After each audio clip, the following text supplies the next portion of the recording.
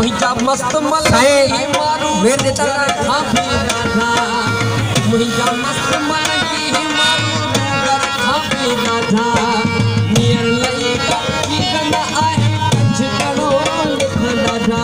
near लई का चीज़न आहे कच्छ करो लिख राधा कफने पाए दुल्हन पे ईंदा कफने पाए दुल्हन पे ईंदा अजरक जी ओ भाग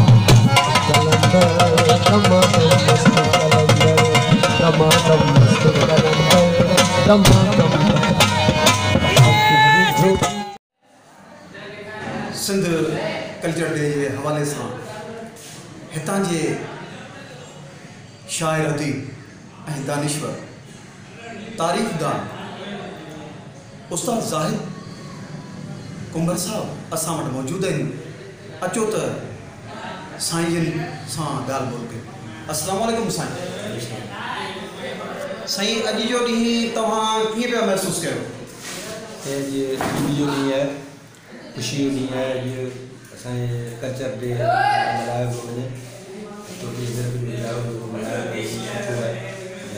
सुठी शइ आहे हर क़ौम खे घुरिजे पंहिंजा पंहिंजा ॾियार मल्हाए ऐं असांजी सिंध जेकॾहिं चैनल जो प्रोग्राम को हलाइनि था ऐं मल्हाइनि पिया प्रोग्राम मल्हाइनि था इहा सुठी शइ आहे बहितर शइ आहे साईं ज़ाहिद साहब अॼु सिंध जे हवाले सां असांखे तव्हां छा ॿुधाईंदा जी चंड लॻे थो तारनि में तीअं आहे सिंध हज़ारनि में जी चंड लॻे थो तारनि में तीअं आहे सिंध हज़ारनि में ही त परे खां पधरी आहे जी माउ लॻे थी ॿारनि में जी चंड लॻे थो तारनि में तीअं आहे सिंध हज़ारनि में हिन जो कारूं झट ॾिसो ॼण सियाणो आहे वीचारनि में जी चंड लॻे थो तारनि में तीअं आहे सिंध हज़ारनि में टोपी अजरक वारा साईं आहिनि अॼु बहारनि में जी चंड लॻे थो तारनि में तीअं आहे सिंध हज़ारनि में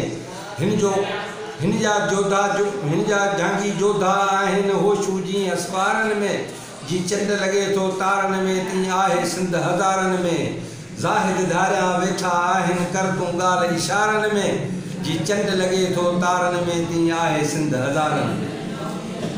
महिरबानियूं ज़ाहिद साहब तव्हां जूं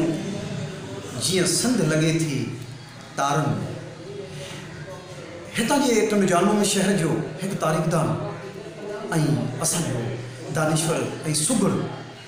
उस्ताद ज़ाहिद मोहम्मद हुसैन ज़ाहिद कुंभार साहब जिन ही असांखे